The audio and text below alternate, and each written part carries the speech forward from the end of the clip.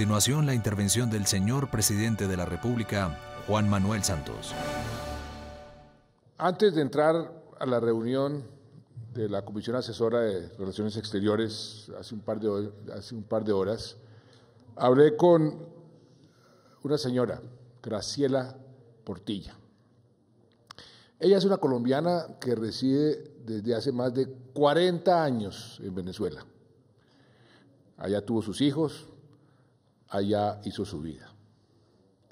Hace 3 días llegó de improviso la Guardia Bolivariana a su casa, se la marcaron, la sacaron y demolieron la mitad de su vivienda, mientras en la otra mitad estaban sus hijos menores, uno de 16, otro de 7 y otro de 3 años.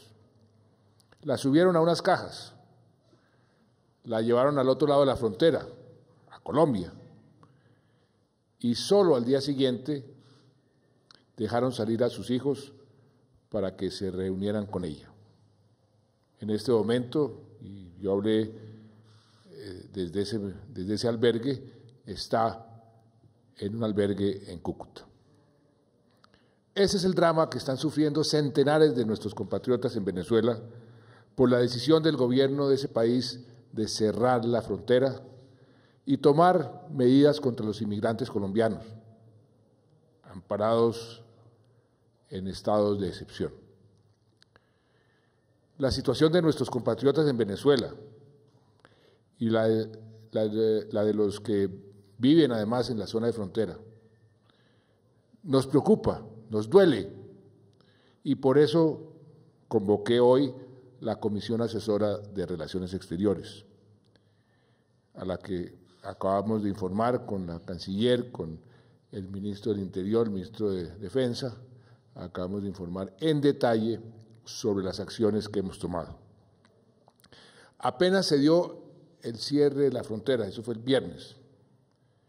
A la mañana siguiente, desde Bucaramanga, nos encontrábamos en una reunión del gabinete, le di instrucciones al señor ministro del Interior a que se trasladara inmediatamente a Cúcuta con una delegación del gobierno, conformada por voceros o integrantes de los diferentes ministerios.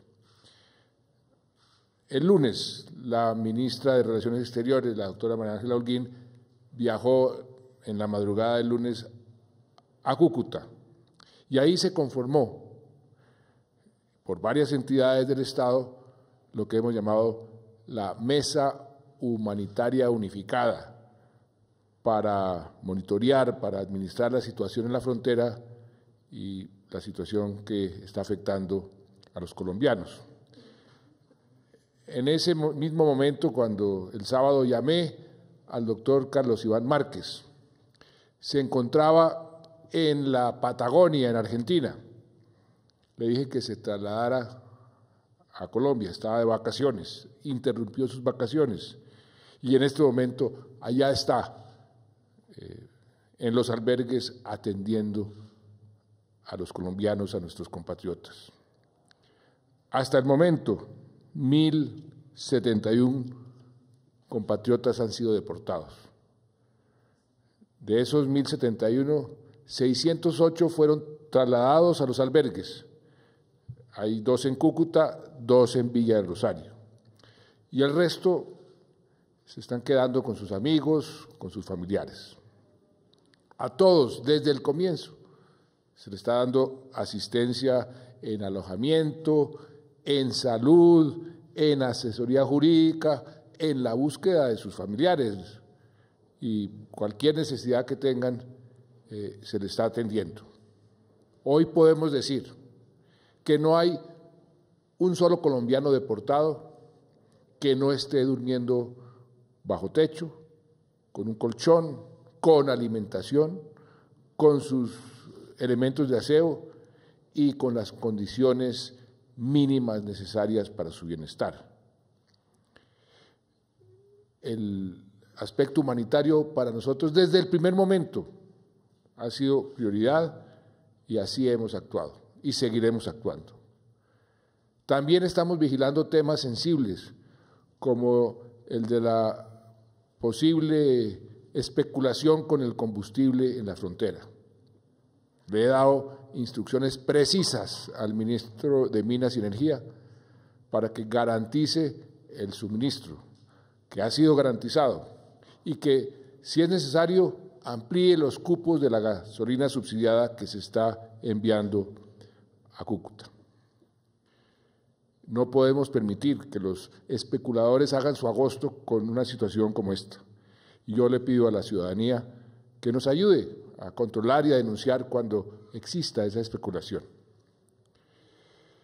Y lo que más nos preocupa, por supuesto, lo que es absolutamente intolerable, es el maltrato a nuestros compatriotas y la afectación a la población en la zona de frontera.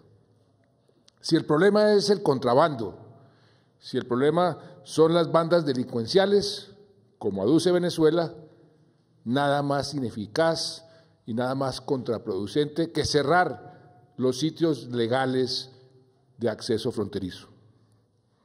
Colombia, nosotros somos los más interesados en combatir el contrabando y hemos estado, estamos y estaremos siempre dispuestos a cooperar en la lucha contra el contrabando y contra las bandas criminales.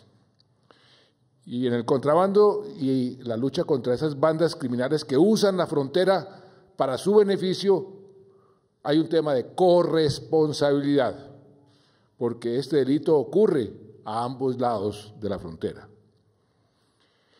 Y por eso, por ejemplo, las fuerzas militares de los dos países deberían dedicarse a taponar las trochas y los accesos ilegales, que es donde realmente ocurre el contrabando, en lugar de cerrar los puentes por donde se mueve el comercio legal, como ha hecho el gobierno de Venezuela.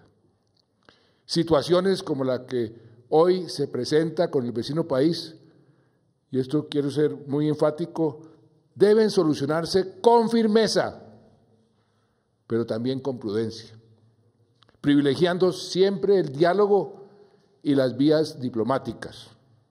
Y eso es lo que estamos haciendo. Mañana nuestra canciller, María Ángela Holguín, junto con los ministros del Interior y de Defensa, se reunirán con la canciller venezolana para buscar soluciones conjuntas y también para sentar nuestra protesta por la forma en que han sido maltratados nuestros compatriotas. Todo ser humano, aun si estuviera en un país sin todos los papeles legales, merece ser tratado con respeto y con dignidad, y merece un debido proceso. Y eso es lo que vamos a exigir. Allanar las viviendas, sacar a la fuerza a los habitantes, separar a las familias, no dejarles sacar sus pocos bienes y marcar las casas para luego demolerlas, son procedimientos totalmente inaceptables y recuerdan episodios amargos de la humanidad que no pueden repetirse. Estamos haciendo todas las gestiones necesarias para que los colombianos deportados puedan rescatar los bienes y los enseres que tuvieron que dejar, y para que las familias se reúnan, que sus hijos se vuelvan a reunir con sus padres. Ya hay, por fortuna, un principio de acuerdo que logró la Cancillería para que entren a Venezuela camiones colombianos con los deportados para que ellos mismos recojan sus pertenencias. Pero este no es momento de hacer sonar las trompetas de guerra que algunos quisieran escuchar. Es el momento de obrar con firmeza, pero también con sensatez y con eficacia para solucionar esta situación y sobre todo para defender las vidas y la dignidad de nuestros compatriotas. Al gobierno de Venezuela le exigimos respeto por todos los colombianos, desde los más humildes hasta los más poderosos, desde los más cercanos a nuestro gobierno hasta los que nos critican ferozmente. Pero lo haremos por las vías de la diplomacia y del diálogo, que es como se entienden las naciones civilizadas. Qué triste ver que esta situación es utilizada en ambos países para promover intereses políticos que buscan pescar en río revuelto, teniendo en cuenta la proximidad de las elecciones regionales en Colombia y las elecciones legislativas en Venezuela. No podemos permitir esto. Los intereses de la patria, de las dos patrias, deben estar por encima de los afanes politiqueros. Así hemos obrado siempre en Colombia y así debemos seguirlo haciendo. La patria por encima de los partidos, como dijo en frase célebre el general Benjamín Herrera a comienzos del siglo pasado. Los discursos incendiarios solo hacen eso, incendian y echan leña al fuego. Esta es la hora, como decía el presidente de nuestro Congreso, es la hora de los bomberos, no de los pirómanos. Y como presidente, rodeado por nuestras instituciones democráticas, y le agradezco a la Comisión Asesora de Relaciones Exteriores, a los partidos, su apoyo. Como presidente, mi deber es lograr soluciones con serenidad y teniendo en cuenta siempre, como principio, como norte, la protección de los derechos de los colombianos. Con ese propósito, le he ordenado a varios ministros del gabinete que se sigan desplazando mañana, pasado mañana a la frontera para seguir apoyando a la población afectada y ver también cómo afrontamos el problema económico, más allá también del humanitario que se ha presentado con el cierre de la frontera. Los colombianos pueden tener la certeza de que con prudencia y diplomacia, que no riñen con la firmeza y la autoridad, vamos a seguir defendiendo nuestra soberanía y vamos a seguir defendiendo los derechos de nuestros compatriotas. Ellos cuentan con un gobierno y con un país que los respalda.